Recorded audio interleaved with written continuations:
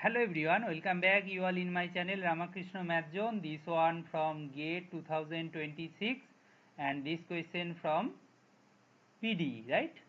This question from PD. ये क्या है? ये OAB इक्वेशन दिया है, स्टैंडर्ड OAB इक्वेशन दिया है. x का वैल्यू माइनस इन्फिनिटी से इन्फिनिटी है और t ग्रेटर देन 0 है, c ग्रेटर देन 0 है. ओके, ये इंफॉर्मेशन दिया है. नाउ वी दिया है u x, 0 and u t x, 0 का वैल्यू दिया है.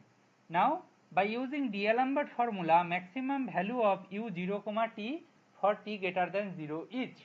तो this one our question. So ये क्वेश्चन को कैसे सॉल्व किया जाए, मैक्सिमम वैल्यू के बारे में पूछा गया है. क्वेश्चन थोड़ा सा ट्रिकी है but still it is, you can say it is straightforward. See d'Alembert formula, you know right. What is the d'Alembert formula?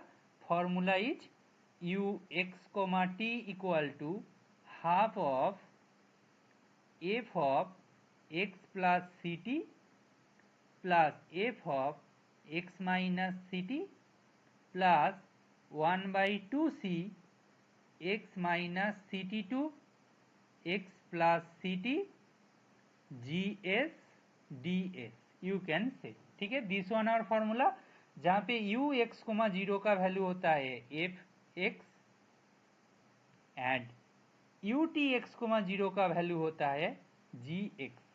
Now देखो ये जी एक्स 0 मतलब जी एस जो टर्म है वो 0 है, ये टर्म 0 हो जाएगा. तो अभी हमारे जो मिलेगा half of F of X plus C T plus F of X minus C T. ठीक है, ऐसा हो गया. नाउ u 0, t का वैल्यू कैलकुलेट करो. वो क्या होगा? Half of F of C T plus F of minus C T. This is our final situation. Okay, ऐसा आ गया. तो नाउ हम ये देखेंगे कि एफ एक्स का वैल्यू क्या दिया है. एफ एक्स का वैल्यू दिया है, यहाँ पे लिख लेता हूँ. एफ एक्स का वैल्यू दिया है कि 1 होगा जबकि मॉड एक्स का वैल्यू लेस देन 1 हो जाएगा. ठीक है, लेस देन 1 हो जाएगा, 0 होगा अदरवाइज. तो -1 से 1 के बीच में x का वैल्यू होगा तो उनका वैल्यू 1 होगा और अदरवाइज सब वैल्यू के लिए उनका वैल्यू 0 हो जाएगा. अभी ये बताओ, सो एफ ऑफ सी टी का वैल्यू क्या होगा? एफ ऑफ सी टी का वैल्यू क्या होगा? सी टी का वैल्यू होगा 1 जबकि सी टी का वैल्यू लेस देन 1 हो जाए और सी टी का वैल्यू ग्रेटर और इक्वल टू 1 हो जाएगा तो वो 0 बन जाएगा. ठीक है, चलेगा ना. And F of minus C T का वैल्यू क्या होगा? 1 होगा if C T less than 1. ठीक है, इतना बोल सकते हैं. नाउ हम केस कंसीडर करेंगे. फर्स्ट केस ऐसा है कि सी टी का वैल्यू लेस देन 1 हो जाए, सी टी का वैल्यू लेस देन 1 हो जाए. ठीक है, यहाँ से हम ऐसा बोल सकते हैं कि टी का value less than 1 by C, 0 less than C. ऐसा सिचुएशन आएगा तो हमारे पास क्या होगा ना, एफ टी का वैल्यू भी 1 होगा, सॉरी एफ सी टी का वैल्यू भी 1 होगा and F of minus C T का वैल्यू भी 1 होंगे. तो दोनों का सिचुएशन 1 आ गया. नाउ ये जो मेरा स्टार इक्वेशन था, ये स्टार इक्वेशन इंप्लाई करेगा कि u 0, t का वैल्यू होगा हाफ ऑफ 1 प्लस 1 जो कि आपका 1 हो जाएगा. समझ में आया? नाउ मैं दूसरा केस कंसीडर करूंगा. यही तो दो पॉसिबिलिटी है, आइदर क्या होगा, ये 1 से छोटा हो जाए और 1 से बड़ा हो जाएगा.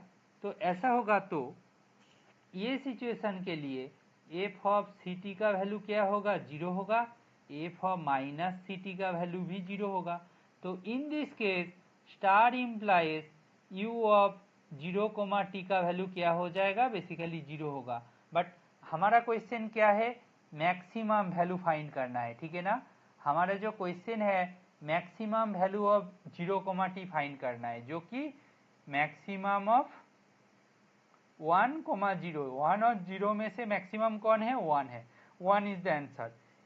यहाँ पे ऑप्शन दिया था, ये एमसीक्यू टाइप का क्वेश्चन था और एमएसक्यू टाइप का. ऑप्शन ए शायद ए था, बी हाफ था, सी 3/2 था, डी मान लो 5/2 था. सपोज ऐसा टाइप का कुछ ऑप्शन था and hopefully first option A is the correct answer. Okay, if you really like this solution, please share and support my channel.